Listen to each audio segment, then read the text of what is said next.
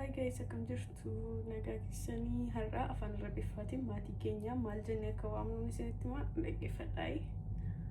Fakkeenyaaf haadha jechuun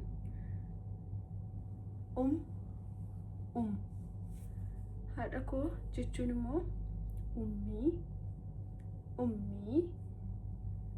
Abbaa jechuun abbaa ab. Abbaa koo jechuu yoo barbaanne immoo abuyi. Obboleessa jechuu yoo barbaanne ak. Obboleessa koo jechuu yoo barbaanne immoo akuyi.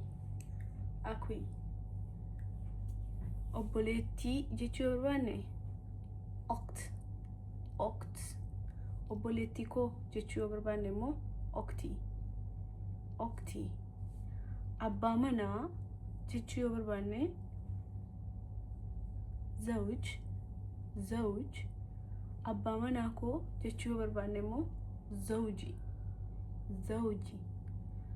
Haadha manaa jechuu yoo barbaanne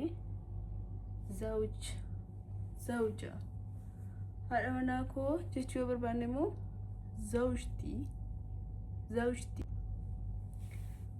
Jaalallee koo jechuu yookiin jaalallee jechuu yoo barbaanne afaan Arabiffaatiin maaliin akka jennu komentii jalatti naa barreessuun dagatinaa. Peejii kana follow godhaa.